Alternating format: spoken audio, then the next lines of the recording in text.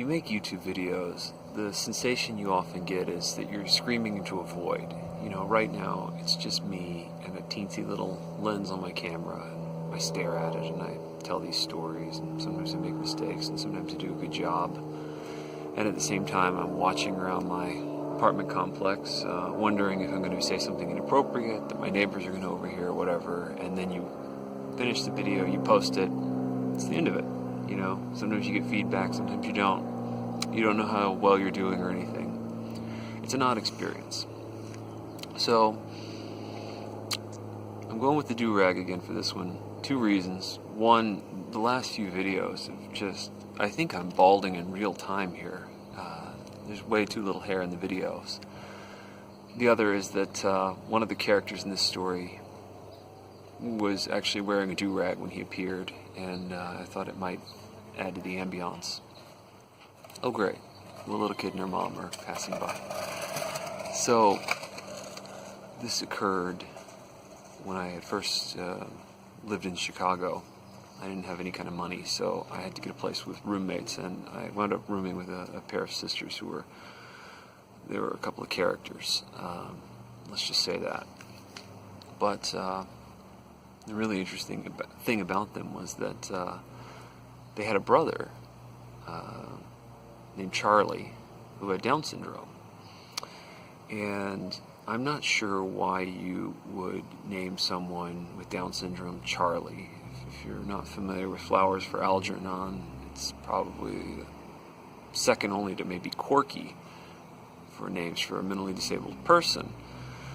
But anyway, it happened. So one day, these 2 sisters' mother comes and she brings Charlie. So there's 4 family members and me in this little crappy 3-bedroom apartment in South Chicago.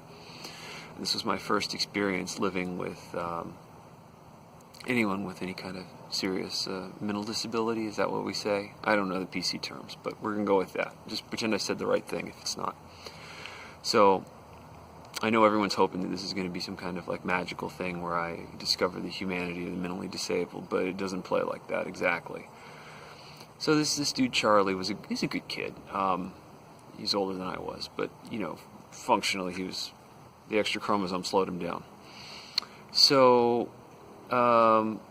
yeah, Charlie was, it took some getting used to. One day I came out of my bedroom in the morning and I found Charlie in the bathroom taking a pee with the door wide open and his pants down at ankle level. Another time, Charlie was a very friendly person. He didn't have many of the social inhibitions we're all plagued with, and he would hug people.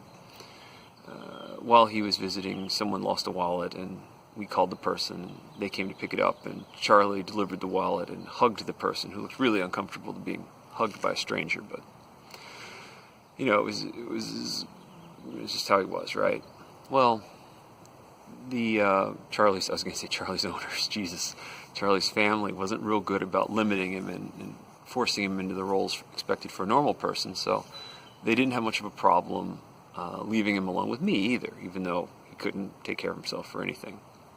So one day, I'm on the couch, everyone's gone but me and Charlie, and I'm watching something on TV, some sports or something, and Charlie keeps flashing me the peace sign. And I knew that he was actually telling me, I was watching a track meet, and what I thought was a peace sign was he was telling me he came in second at the Special Olympics and something. But he kept flashing it to me. He was pretty much nonverbal. So I had ordered a pizza, and the pizzas, like many pizzas in the south of Chicago, were delivered by some relatively unsavory characters. And this was a real guy from the hood. But anyway, we get a knock on our door, and I go to answer it. I open the door. Pizza delivery guy's there. Charlie had moved into a side hallway, and he decided that this was the moment to express his love for the pizza delivery guy, just like he had with the person who was getting their wallet back the day before. So Charlie pops out of a side hallway and just bear hugs the pizza delivery guy. Now, the pizza delivery guy is like a normal-sized dude. Charlie's like kind of a stunty, little dwarf kind of man, and he doesn't come up very high on the pizza delivery guy. So he wraps his arms around this guy and buries his face into his abdomen. The pizza delivery guy is shocked. He looks down, and he just sees a small man embracing him, and this brings out, let's just say, some homophobic tendencies in the pizza delivery guy. And at this point, I'm just going to give you a trigger warning, because I'm just going to say exactly what he said. So the pizza delivery guy freaks out. He starts to pry him off, Charlie off of him, and he goes, "Man, get the fuck off me. I ain't no faggot."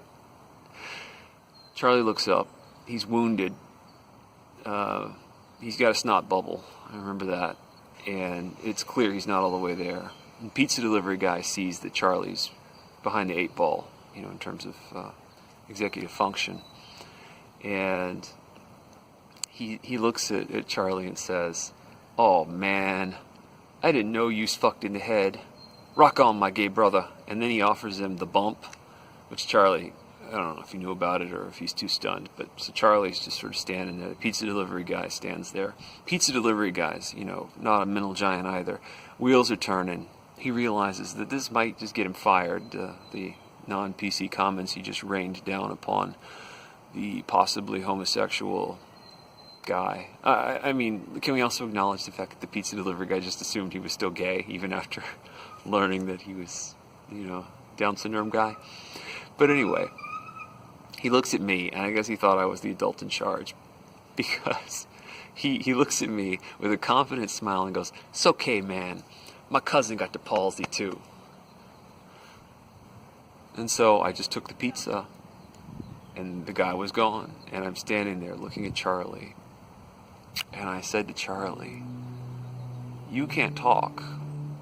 If I don't tell people about this, the whole world is going to forget it ever happened." And Charlie looks back at me, and he flashes me the peace sign. I'll see you guys tomorrow.